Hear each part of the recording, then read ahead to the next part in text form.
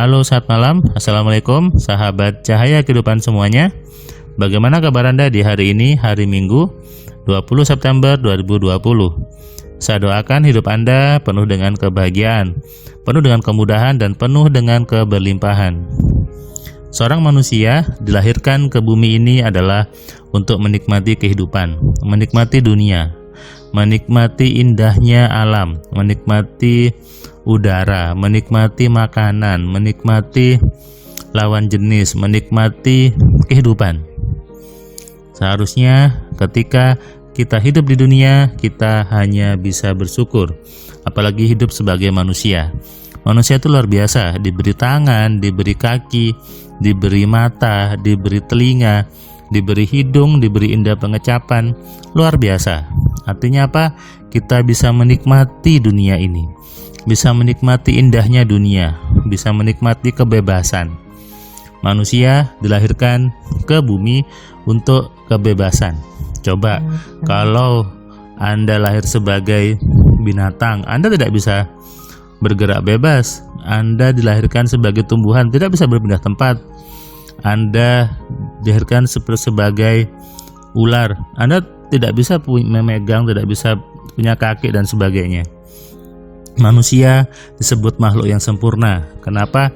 Sudah dilengkapi dengan semuanya, dengan tangan, dengan mata, dengan telinga, dengan hidung, dengan kaki, dan dengan kepala. Kepala yang memiliki pikiran, kepala yang memiliki otak yang harusnya dipergunakan, kepala yang menjadi bagian penting dari manusia.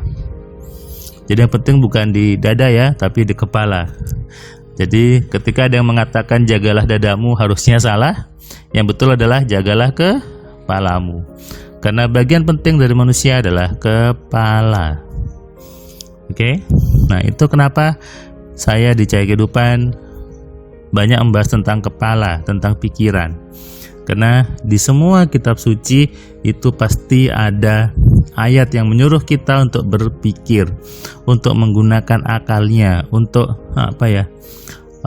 mau berpikir dengan benar. Hari ini, hari Minggu, saya menikmati hari Minggu ini bersama Ami dan Ira, karena yang harusnya ada jadwal kelas MC online, ternyata bapaknya ada sesuatu yang harus dikerjakan, sehingga minta diatur waktu ulang, sehingga saya bisa main dengan Ami dengan Ira. Tadi pagi saya di rumah mertua, di rumah anaknya Ira gitu ya, anaknya Ami. Tadi pagi saya setelah sholat subuh, saya berjalan menikmati suasana yang masih sepi karena rumahnya mertua itu di sebelahnya banyak sawah gitu ya, di pinggir jalan tapi masih penuh dengan sawah, sehingga tadi pagi saya berjalan kaki menikmati sejuknya sawah sampai jauh, bahkan gak terasa sudah jauh. Tadi saya hitung di tracker jam saya sudah hampir 4.000-5.000 langkah gitu saya tadi berjalan. Kembali baru Ami yang bangun dan Ami bilang, "Dedi main bola," gitu. Ya udah, akhirnya karena di depan rumah cukup luas, saya main bola gitu ya. Bolanya bola basket, main bola dilempar sana, dilempar sini. Kemudian adiknya bangun dan keluar juga. Dia juga bilang, Ira juga mau main bola gitu. Akhirnya kita main bola bertiga, lempar sana, lempar sini, dan mereka tersenyum, mereka bahagia. Seorang anak itu hidup dengan kebahagiaan harusnya. Seorang anak harusnya kita isi dengan senyuman. Seorang anak harusnya hidupnya penuh kebahagiaan. Seorang anak itu harusnya kita cukupi semuanya, kita bahagiakan. Itulah peran orang tua. Orang tua yang hebat bukan orang tua yang bisa memarahi anak. Orang tua yang hebat adalah orang tua yang bisa membuat anaknya selalu tersenyum. Kenapa? Kalau orang tuanya marah, berarti orang tuanya belum bisa mengendalikan dirinya. Orang tuanya belum bisa mengontrol pikirannya. Dan itu berimbas jelek kepada anaknya. Apalagi ketika ada seorang ibu yang marah-marah lalu sampai bicarakan, ya kamu itu bodoh, kamu itu apa, kamu tuh apa. Itu bahaya sekali. Kenapa? Itu menjadi sugesti di pikiran anak-anak Anda. Hati-hati. Orang tua harusnya memahami bagaimana mengontrol pikirannya sendiri, mengontrol emosinya, sehingga anak-anak selalu hidup dengan kebahagiaan, hidup dengan kenyamanan. Kalau dulu Anda mungkin sering dimarahi sama orang tua Anda, kalau dulu Anda mungkin sering dibentak sama orang tua Anda, maka stop di Anda. Jangan teruskan ke anak Anda. Jangan turunkan itu. Jangan turunkan hal-hal negatif dari orang tua Anda kepada anak-anak Anda. Kasihan mereka. Zaman sudah berganti, ilmu juga berkembang. Ketika dulu harus marah-marah, harus bentak-bentak, sekarang sepertinya sudah lagi tidak berlaku.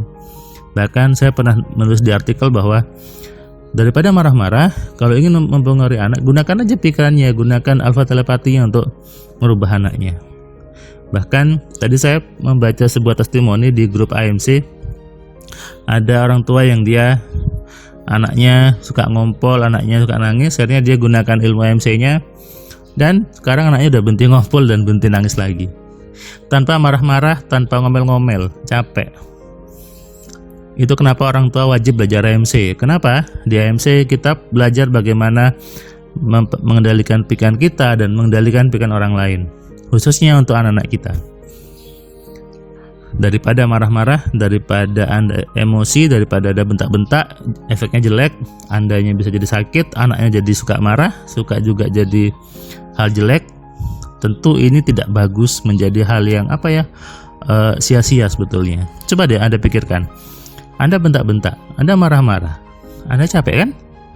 Anda keluar banyak energi, capek. Anak Anda yang dengar bentak-bentaknya, yang dengar marah-marahnya juga tidak nyaman. Dan itu menjadi sugesti jelek kepada hidup anak Anda nanti. Tapi sebaliknya coba, kalau Anda diam saja, Anda tersenyum, Anda bahagia, Anda gunakan pikiran Anda, anaknya berubah sendiri tanpa dimarah-marahi, anaknya menurut sendiri tanpa dimarah-marahi, asik kan?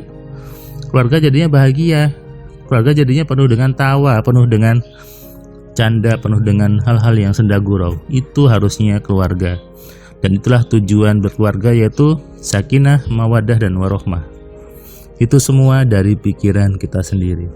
Saya tadi juga baca sebuah testimoni peserta AMC 2 bulan yang lalu. Dia cerita bahwa dulu sebelum belajar AMC, suaminya itu cuek, suaminya itu tidak pernah care, perhatian. Tapi setelah dia belajar AMC, dia terapkan ilmu AMC kepada suaminya. Dia terapkan ilmu AMC-nya, dia isi suaminya, dia pengaruhi lewat berbagai rumus yang ada di AMC. Dia cerita bahwa 2 bulan ini suaminya berubah. Bahkan sudah 2 kali ngasih hadiah kepada si istri ini. Luar biasa bukan? Semua bermula dari pikiran yang benar. Semua bermula dari bagaimana kita bisa menggunakan pikiran yang benar. Sehingga AMC sangat banyak manfaatnya untuk berbagai segi kehidupan. Untuk anak-anak, untuk suami, untuk istri, untuk keharmonisan rumah tangga, semuanya sudah dibuktikan.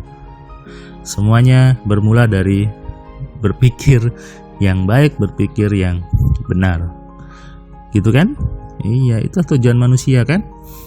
Membuat keluarga sakinah, mawaddah, warohmah. Tapi itu jangan hanya sekedar jargon, jangan hanya sekedar omongan aja. Harus Anda terapkan, harus Anda praktekkan, dan caranya adalah dengan bermula dari pikiran Anda. Pikiran Anda yang baik menular kepada pasangan Anda, menular kepada anak Anda, sehingga rumah tangga menjadi bahagia, menjadi harmonis, dan menjadi penuh dengan kebaikan. Selamat hari Minggu, selamat malam, selamat istirahat. Salam dari saya, Firman Pratama. Assalamualaikum.